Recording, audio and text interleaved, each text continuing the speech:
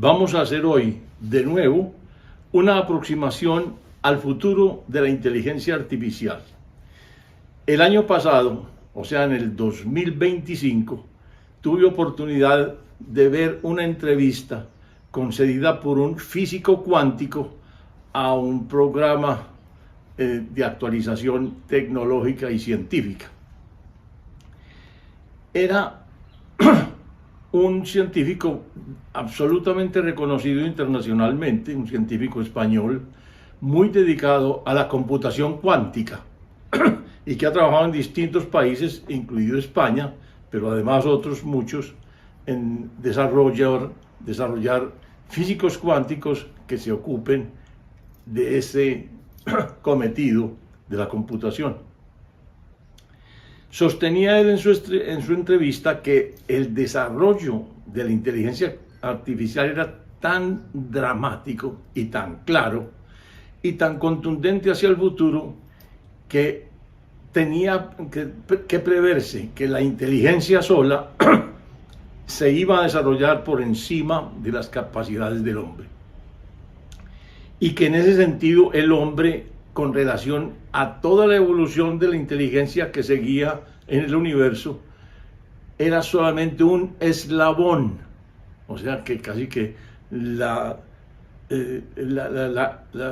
el mensaje era: nosotros somos apenas un eslabón en el desarrollo de la inteligencia universal. Por lo tanto, podemos perfectamente ser prescindibles una vez que hayamos cumplido nuestro papel.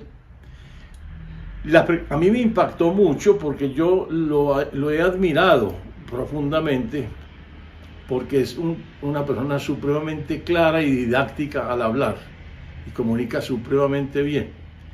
Tenía algunas diferencias realmente conceptuales en ciertos aspectos que o bien yo no entendía o bien simplemente eran dos vías distintas para entender ciertos asuntos de las complejidades de la física cuántica. Y por supuesto, siendo él un físico cuántico tan reconocido, yo más bien consideraba que estaba yo en principio o mal informado o equivocado en mis apreciaciones. En todo caso, por supuesto que a mí no me calzó de ninguna manera la idea de pensar en el hombre como un eslabón y como un elemento prácticamente desechable una vez que hubiera cumplido su papel en el desarrollo de la inteligencia cósmica, digámoslo así.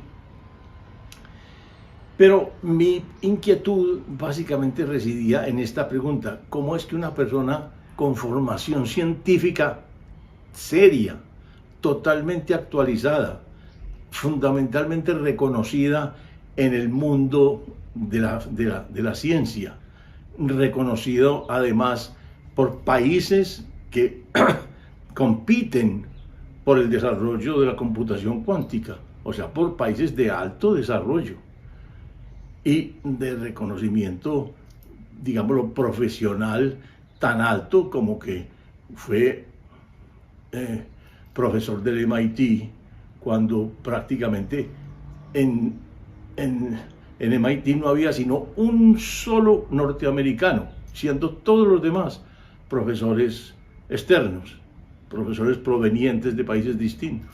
Entonces, para mí, yo me preguntaba, ¿cómo es posible que un científico que debe tener una formación tan estricta llegue a esa conclusión? Que es lo que o yo no sé o él no tiene en cuenta. Que algo tiene que clarificarse ahí con relación a eso. Leyendo recientemente un libro de David Deutsch, que es otro físico supremamente destacado, de origen israelí, supremamente importante en la física y en la concepción y presentación de lo que sería el multiverso, encontré una tesis demasiado importante, y es que uno de los pilares fundamentales para un científico actual, para considerarse un científico actual bien formado, es la teoría del conocimiento de Sir Karl Popper. Me llamó mucho la atención porque yo he tenido una gran dedicación al estudio de Popper Entonces quiero hacerles una especie de resumen básico para que se entienda bien cuál es la esencia de la teoría y cuál es la distancia que me separa a mí de ese concepto del hombre como eslabón en el desarrollo de la inteligencia cósmica. Y es que en esa teoría hay una comparación muy nítida entre el empirismo, que básicamente insiste en que nuestro conocimiento básicamente depende de las experiencias vividas y de su procesamiento. Básicamente insiste en que son nuestras experiencias las que nos acercan a la concepción y al el esclarecimiento de la realidad. Pero resulta que hay un asunto importantísimo en Popper, y es que eso no es de ninguna manera cierto en Popper. En Popper el pensamiento inductivo, que sería el que partiría de algunos hechos básicos para llegar a generalizaciones y luego a teorías acerca de lo que sucede en un determinado campo de la investigación de la realidad, no es posible. O sea, la inducción, lo máximo que podría aportar sería que a partir de un hecho conocido, establecido claramente, digamos a nivel experimental, se hiciera una generalización, pero jamás es la posibilidad de crear nuevo conocimiento. El conocimiento en Popper se necesita elaborar a partir de una conceptualización teórica, creativa, nueva. O sea, no es el producto de unas experiencias perceptivas aisladas, sean ópticas, acústicas, olfativas, de cualquier naturaleza, sino el producto de una elaboración teórica, o sea, de una creación totalmente nueva de qué es lo que explica la ocurrencia de ciertos fenómenos en un dominio científico. Entonces, hay una aclaración fundamental en esa concepción, y es que hay que entender que ninguna teoría es algo que nosotros hayamos podido constatar directamente. No es. A partir de la teoría se desprenden hechos y observaciones que cobran su sentido a la luz de la teoría. Pero lo que sostiene la teoría, la estructura misma de ella, no es un dato perceptivo, una experiencia directa, no puede serlo, porque normalmente corresponde a cosas demasiado lejanas para ser observadas, o demasiado pequeñas para hacerlo también, o demasiado grandes, o demasiado ajenas a cualquier instrumento o posibilidad de observación directa. Entonces, partiendo de ese hecho de que la experiencia directa no es la fuente del conocimiento, sino que el conocimiento está basado en una conjetura que reúne ciertos hechos de un campo y propone una manera como se relacionan y cómo se desprenden lógicamente de una estructura de orden dada. Entonces, en ese sentido, comparemos, por ejemplo, la concepción heliocéntrica de los planetas, del sistema planetario al cual pertenece la Tierra. En general, todos los planetas del sistema están orbitando alrededor del Sol. Pero al mismo tiempo que están orbitando, están rotando sobre sí mismos. O sea, que son dos movimientos. Un movimiento de traslación alrededor del Sol y un movimiento de rotación sobre su propio eje, que puede perfectamente tener una velocidad diferente. No, por ejemplo, es claro que en ese sistema están también todos los satélites, por ejemplo, que tiene Marte, que tiene Júpiter, o la Luna, el satélite que tiene la Tierra. Ahí también debe ser explicado todo lo que pasa con esos satélites y cómo es la relación con el astro que están circunvalando o otras, digámoslo, orbitando alrededor de él. Por ejemplo, en el caso de la Luna siempre presenta la misma cara a nosotros. Siempre está presentando la misma cara. ¿Y eso cómo se explica? Se explica por el hecho de que la velocidad de traslación es exactamente la misma que la velocidad de rotación. De manera que mientras está haciendo mientras está orbitando a la Tierra, está rotando sobre sí misma a una velocidad que más o menos es equivalente a 27,3 días. Cada una de esas digamos, circunvalaciones o rotaciones tiene la misma duración.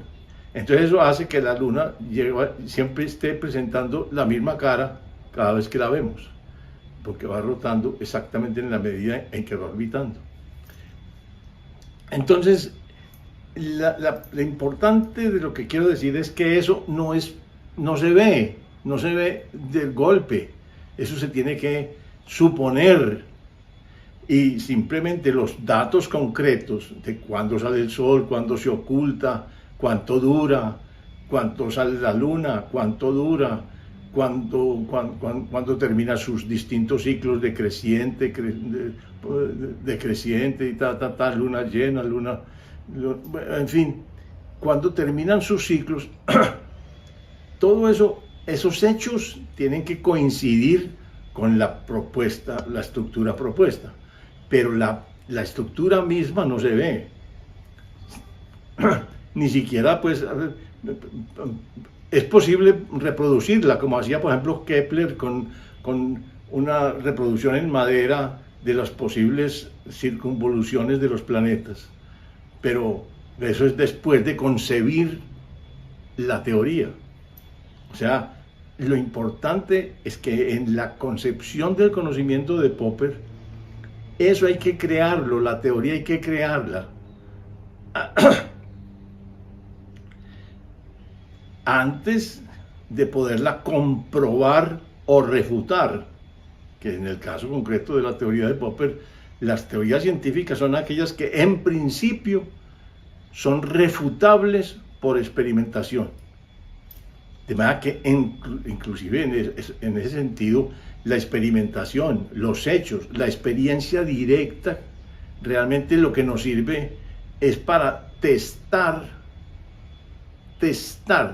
confrontar teorías, y nos permite elegir entre ellas dependiendo de cuál tenga una capacidad predictiva más exacta y una coherencia mayor entre las predicciones y los hechos encontrados. Entonces, lo importante de esta consideración es lo siguiente: esa elaboración, esa generación creativa de una teoría, eso es exclusivamente humano. No hay nadie, aparte del ser humano, que sea capaz de hacer una conjetura de esas. No, porque eso ni siquiera está sugerido, vuelvo a insistir en ese hecho, por las experiencias directas, ni siquiera está sugerido. O sea, es que es una cosa totalmente distinta, ajena. Y la comprobación sigue siendo de una manera tan indirecta como lo es hoy por hoy la detección de una micropartícula en un acelerador atómico. Porque ¿quién ve una partícula? No, nadie la ha visto. Eso simplemente es una inferencia a partir de un montón de datos estadísticos, matemáticos, probabilísticos y de gráficos concretos que representan esas tendencias numéricas. Entonces, es claro que la propuesta de las teorías es un asunto absolutamente basado en la intuición del hombre, no tiene otra base. Y no hay ninguna posibilidad de que una máquina tenga esa intuición, porque no hay ninguna otra especie además que la pueda hacer. Entonces yo, a la luz de lo que sostiene David Deutsch, yo digo, entonces el problema de ese físico concreto es su formación en teoría del conocimiento, porque si no tiene una formación clara que le muestre cómo el hombre genera conocimiento a través de la generación de teorías y a través de la comprobación y testaje de las mismas, si no entiende que el conocimiento es un producto directo del hombre y que es exclusiva el procesamiento de hacer una teoría de la nada, porque es simplemente una teoría que permita relacionar todos los hechos de un dominio, pero no hay ningún hecho que la sugiera por sí solo. O sea, que hay que crearla. Si la persona no está formada en epistemología, en teoría del conocimiento, ahí tiene un problema serio, porque no sabe establecer los límites que puede tener la inteligencia artificial. Y en ese sentido, vale la pena insistir en que la formación de un científico en nuestra época no puede soslayar la teoría del conocimiento. Tiene que formarse en ella, aparte de la formación específica en el campo concreto, bien sea física, biología, química, etc.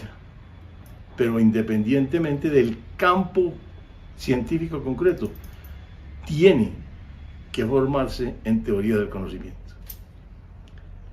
Espero que esto les permita hacer una reflexión clara sobre el futuro real de la inteligencia artificial. Los espero en el próximo.